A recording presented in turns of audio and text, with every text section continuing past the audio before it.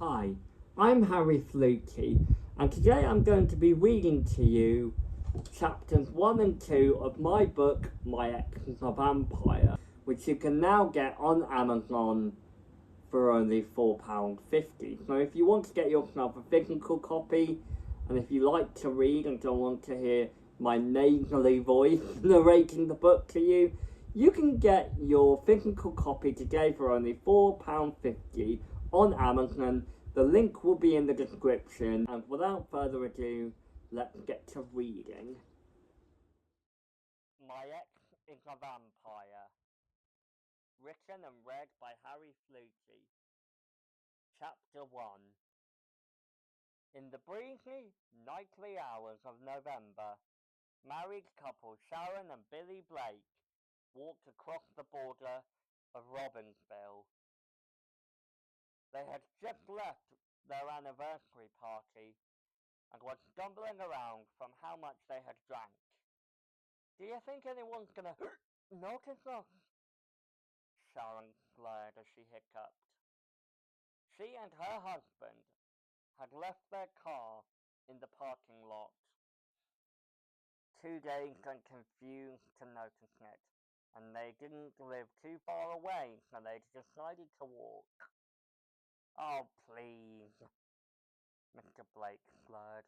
"We're a couple coming from an anniversary party. Who could—" But Mr. Blake's sentence was cut short when the two heard a noise from the bushes. "What was that?" Sharon asked, now fully conscious. "I dunno.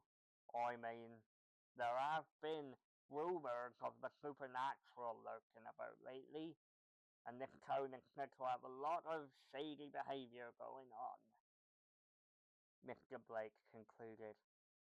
"Maybe," but once again he was cut off when a hand grabbed him from behind, and Mr. Blake was pulled into the darkness.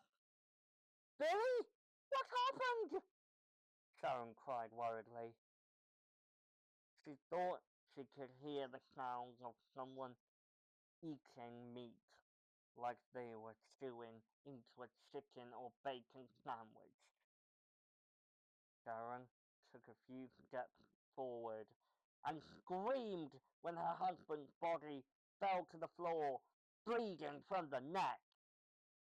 Sharon screamed and cried for help, but another hand grabbed her, and she met the same fate. 2 weeks later, Katie Jarvis woke up that morning to the sun shining on her face. She was dazed at first, but then woke up enough to turn off her buzzing alarm clock.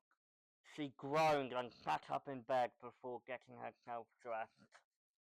Katie put on a white shirt and a green zip-up hoodie, along with some blue jeans, and put on her glasses before exiting her room and down the hall. Katie entered the living room, where she saw her older brother, Michael, sitting on the sofa. She went up and hugged him from behind. "Hey, big bro, how are you doing?" She then sat on the couch next to him.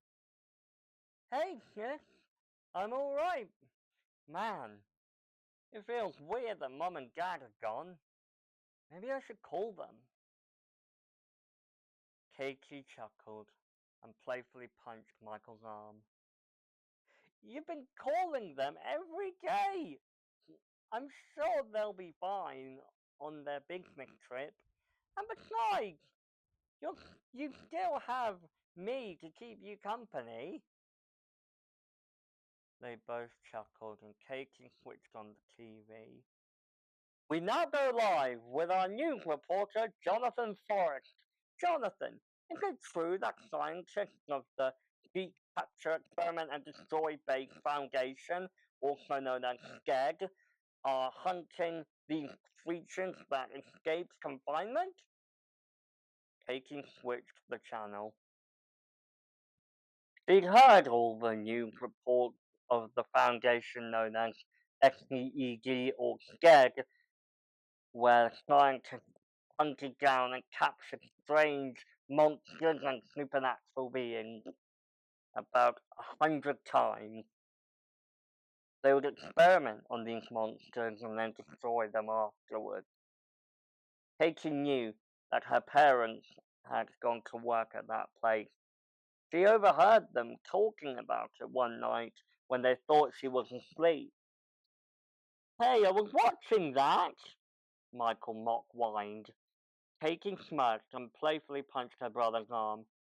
"You should be setting an example for your little sister, not fighting with her over who gets to watch the television. Is that any way for an older brother to behave?" Katie mocked their mother's tone from when she scolded them for fighting as kids. Michael chuckled and playfully put an arm around his sister. "Don't worry, Kate," he reassured. "I'll always be your protective big brother." He ruffled Katie's hair, which had always annoyed her. She hated people touching her hair since she was tiny. "Hey, none of that fuss, please," she mock scolded. "I'm gonna go and give Mom a call." Katie then stood up and left the living room. "Tell her I said hi," Michael called. Michael sighed and sat back against the sofa. He was deep in thoughts about his sister. "I can't protect her forever," he thought to himself. He sipped his cup of tea and continued to watch the news report about octopus people being rumoured to lurk beneath the many oceans, as well as weird cultish messages and symbols being spray painted on the walls of buildings that were in their local area. "I swore to myself to protect her," he muttered. "Those graffiti artists aren't helping, nor are those cult rumours." Michael sighed and leaned back on the sofa. He would often babysit Katie, even when she'd hit her teen years, but Michael wasn't sure he'd be able to keep up with her whilst their parents were out for the salon. They'd often go on these business trips for months, and sometimes Michael worried about how long Mr. and Mrs. Jarvis would be away for and if they'd come back in one piece. Katie got out her phone and dialed her mother's number. The voice of her mother came through after the third ring. "Hey, Mum!" Katie exclaimed happily. "Hey, honey! Your father and I miss you so much!" Katie's expression softened, and she continued. "We miss you too! Mum, when are you coming home? Michael and I miss you, and I'm starting to worry about this town. People are starting to disappear, and what if Michael or I are next?" There was silence on the phone at first. Then Katie's mum spoke again. "Darling, it'll be okay. Just another 2 weeks, and your father and I will be back, I promise." Katie sighed doubtfully and said, I guess, but it's not myself I'm worried about. I'm worried about you guys. Michael. He's taking days off college just to take care of me. And then you two. I'm worried about how long you'll last on these business trips. Katie, sweetie, you'll be okay, her mother coaxed. Michael is perfectly fine with taking care of you. And you'll both be okay. Love you. Katie gave a small smile. I love you too. Goodbye. She hung up the phone and decided to go outside. "Goodbye, Michael." she called before leaving. Michael looked up from the TV. "Where are you going?" he asked, but Katie was already out the door. Michael sighed and shook his head in disbelief. "Teenagers," he muttered. Chapter 2. Katie wandered down the bright and sunny pavement of her neighborhood with the sun on her face.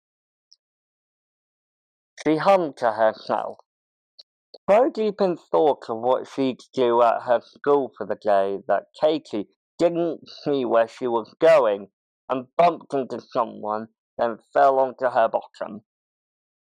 Katie looked up and saw that it was her best friend Jessie, who was smiling down at her and helping his friend back onto her feet. "Whoa, watch where you're going," he chuckled. The pair had been best friends since Katie's first day in primary school. "You really should watch where you're going, you know," Jessie chuckled. Katie brushed herself off and turned towards her friend, a sheepish grin forming on her pale, sun-stricken face. "Sorry, I guess I just have a lot of things on my mind," Katie admitted. The two friends continued to walk down the street, and Jessie remarked, "I don't blame you. This town has been having some strange things happen. Disappearances, weird cult groups, leaving graffiti on the walls of alleyways. Robbinsville has seen some better days." Katie grimaced. She knew that her hometown wasn't as safe as it once was. Things had started getting strange when she was 10 years old. The news reports and rumors had begun circulating about vampires and werewolves roaming the streets. Then it went on to ghosts and sometimes even the occasional zombie. There was even rumors and gossip about octopus people in the oceans of Atlantis. Suddenly, Katie heard Jessie's voice shout, "Watch out!" and a hand grabbed her arm and then pulled her away just as a car sped past. Katie realized that she'd zoned right out into her thoughts and didn't notice when she walked straight into the road, almost getting hit by a speeding vehicle. "Dude, you could have gotten hurt! Be careful!" Jessie exclaimed. Usually Katie would be annoyed when someone was this protective of her. Being 18 meant that she was practically an adult, but she was touched by Jessie's concern. They'd known each other since they were kids, and Jessie had always been protective of Katie, mainly because Michael had threatened to turn Jessie into a human pretzel if he hurt Katie or let anything happen to her. Katie was always annoyed at Michael for that stunt. She wished he wouldn't go around threatening her friends, especially if Katie had first met them. Katie and Jessie walked past the local shops and the seafront where the pier was located until they reached their school. Suddenly, Katie spotted a person staring at her. He was male and fairly tall. Katie couldn't see him up close, but she could make out his long black hair reaching down to his chest. Suddenly, the person rushed off, and Katie found it very strange at first, but brushed it off, and him just being another bystander. "He was just staring at you?" Jessie asked while chewing on his spaghetti and meatballs during lunch period. They were located in a fairly large cafeteria, surrounded by other students who were chattering around them. "Yes, and then he just ran off, and quite speedily by the looks of things," Katie admitted. Jesse only muffled an mm-hmm through his mouth full of food. Anyway, I think he might have been watching me, Katie concluded. Jesse scoffed and took another bite. Katie rolled her eyes at her friend's lack of interest. We are living in a town with rumors of the supernatural and extraordinary. How are you not bothered by this? She thought to herself frustratedly. As soon as lunch was finished, Katie went to hang out near her school campus. She sighed as she thought to herself, this town is getting creepier and stranger by the day. Katie sat down on a bench and looked up at the sunny blue sky. It was such a nice day, she thought to herself. It was a shame that so many horrible things were happening in this town. Katie remembered a devastating report about a little girl who had gone missing. She was only 6, Katie had thought at that time. How could anyone do something like that? Suddenly, Jessie came over and sat next to Katie before asking, are you doing all right? His voice was laced with concern. Katie sighed sadly and replied with a forlorn tone, I just don't know, Jessie. The town is going downhill. It used to be such a nice place before all the creature sightings and the supernatural activity happened. Jessie patted Katie on the back and put an arm around her. Hey, cheer up. Maybe one day you could leave Robbinsville for good. Katie sighed and smiled. I appreciate the kind words, but I can't leave Michael here. And what would my parents say if they came home and I went missing? Jessie put his hand on Katie's shoulder and took her hand in his. You're a good person, Katie, and you're kind, but you should look after yourself as well as your friends and family. Your life is just as valuable as theirs. Katie smiled at her friend. She and Jessie always counted on each other to say the right thing. Suddenly, the bell rang for the end of break, and Katie and Jessie stood up before heading inside.